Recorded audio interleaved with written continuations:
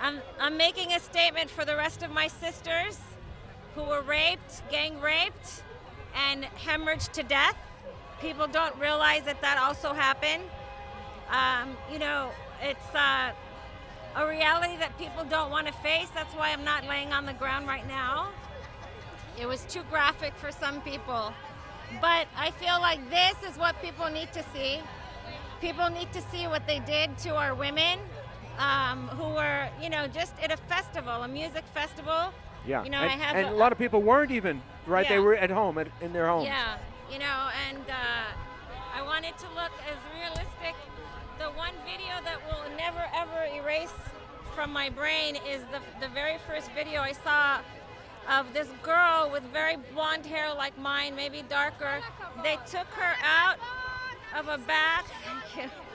They took her back out of the Jeep, and she was bloody just like this, just like this. Yeah, in her I'll crotch. never forget her. I will never forget her. Forever, her image is seared into my brain. When I wake up, I think of her.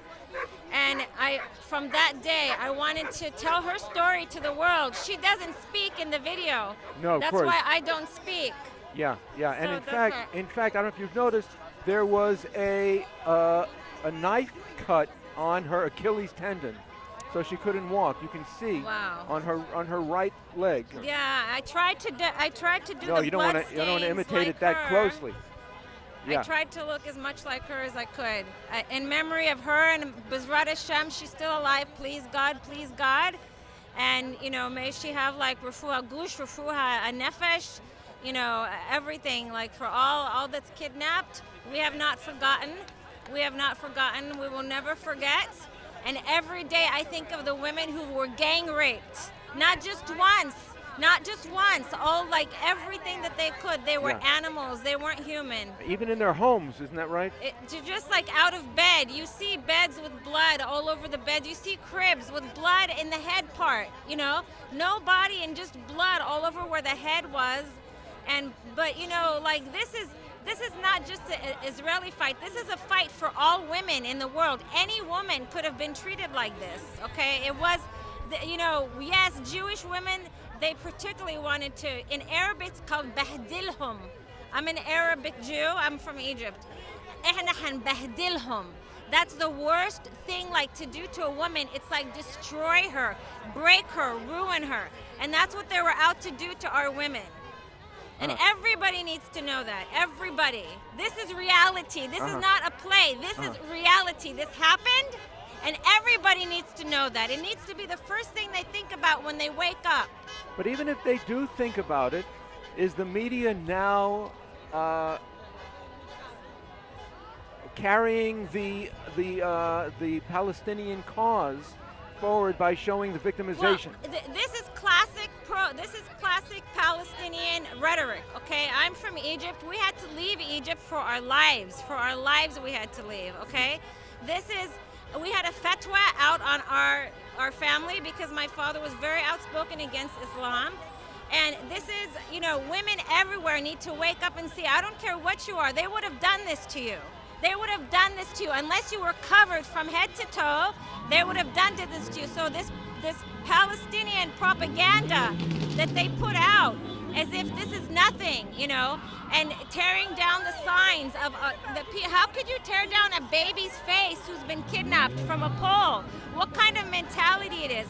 This shows that the West has been infiltrated. It's been infiltrated with this type of very polaristic thinking. They call it intersectionality, okay? It's just propaganda. This is just terrorist propaganda. This is psychological operations 101. If you know anything about wartime psychological, this was not just a physical assault, it was a psychological assault to break down the people of Israel and to tear down our spirits. How about to pull them, to draw them into the war? I mean, they love this. This is like a movie for them, okay?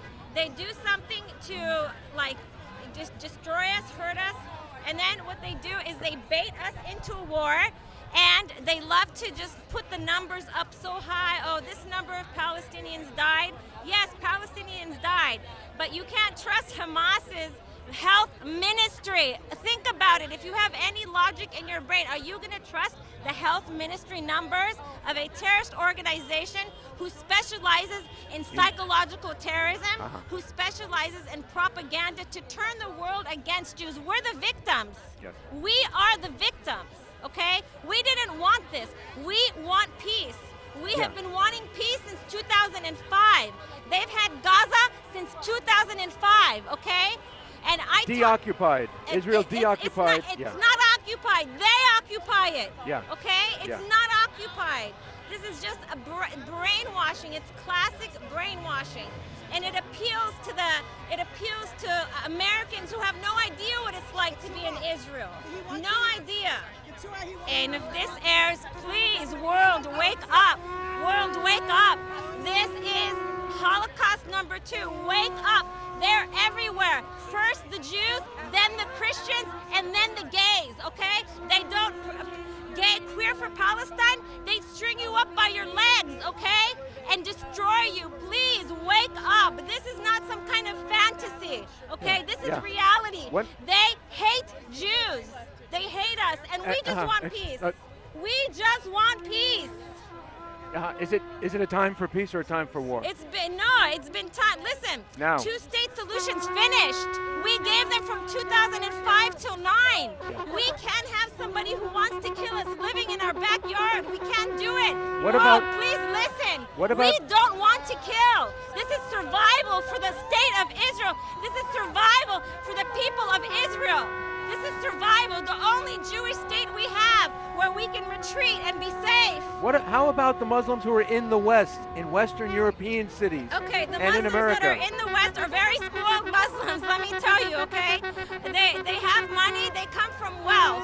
They're not here, they're not the people that they're using as human shields in Gaza. Those aren't the same people. But what about rape gangs in England? Okay, the rape gangs in Sweden? It's Sweden and everywhere. This started a long time ago. The signs were there. The red flags were there. When Europe was dwindling in terms of its population, they let a whole bunch of people come from the Middle East, okay? And that, you think that was something, by coincidence? Of course it's not by coincidence. Islam and jihad is to take over the world.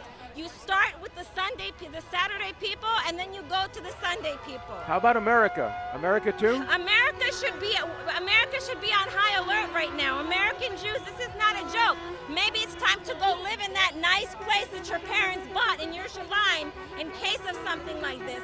Maybe it's time to look around and realize that, yes, we have it good here, but for how long? Why is it so quiet in LA? You know, I feel like something is bound to happen here, and this is not conspiracy theory. Look what happened. It already happened. It already happened because we were too lazy in Israel. We thought it was over. It's not over. It's never going to be over. With all the Iranians who are in LA, are there agents here who might be planning attacks on the Iranian Jews? I mean, not necessarily even Iranian, but you bring up a good point. Yeah. It's, you just can't trust people who hate you. It's just as simple as that. You can't. If they can do something to you, this is guerrilla warfare. This is not nice, Russian, not roulette, you take 2 steps, then we turn around. No, they want to kill Jews. They want to. It's from 2 years old, they go to UNRWA schools. It's a real thing. They have videos teaching them, like having 2 Jews praying, and they have kids who are 9, 10 years old with guns coming up behind the Jews, killing the Jews, and then going like this and having more kids, 9 years old, dressed in gear, dragging the bodies away. What is this? This is a brainwashing. This is a brainwashing. And the West thinks it's comfortable, but I don't think Jews are going to be comfortable here for much longer. Not the way the world has turned against us, even in the United States. It's lip service. The Biden administration, this is lip service. You gave how many billion to Ukraine and 10 billion to us? Only 10 billion? Very little amount to us, and now the world is complaining, you're giving so much. No, we're getting very little. We're getting very little. Did you see Ukrainian women look like this? Did you see Russian women look like this? Did they get dragged out of their homes and music festivals? No, no, this is a real cause. This is a humanitarian cause. This is what the world needs to see. It's just a school, yeah, they decorated a school bus. Tell me, so your family's from Egypt. How familiar are you with the history of the Goebbels propaganda ministry that President Nasser converted to Islam and brought to Egypt to plan this pan-Arab anti-Semitic? The history with that is Nasser was being influenced by the Muslim Brotherhood, okay? It's called Al-Qaeda or Al-Qaeda, it's Al-Ikhwan, okay? Al-Ikhwan basically took all Muslims. The pan-Arab world. Nasser was invited to the Arab world, okay? So back to your question with Nasser, Nasser was influenced by the Muslim Brotherhood, the Ikhwan, and that's when Jews started being, persecuted. They had to leave. They left all their shops to the Copts there. A lot of Jews hid in the Copt religion. And that's what it actually started in Egypt, the Ikhwan. And they actually are kind of mobilizing and putting all Muslims who are jihadists on the same level. They're like, let's unite. That's why it's called the Brotherhood. And they've poisoned every Muslim country, pretty much, and they're not tolerant, and they're anti-gay, and they're anti everything the West stands for. They look at us like we're infidels, we're kafir, And meaning not infidels in marriage, but in allegiance to infidel, Allah. You're an infidel. You're a kafra. Kafra is like you're a disbeliever wicked. in Allah. Yeah. Pretty much, you're like wicked. And your life doesn't really mean much. I thank you very much. Yeah. For coming out here. Are you a performance artist ordinarily? I'm many things. I'm a performance artist. I'm a musician. I'm a Jew first and foremost, above everything else. We're just all here together, trying to say to the world that this is real, and this is Hitler #2, and it's serious, and to not jump on the bandwagon with everybody just because it sounds. Okay, this is the new wave of what to do. Just look at the facts. They're there. They're there. We just want peace. We just want peace. Thank you, Phoebe. Thank you very much. Sure.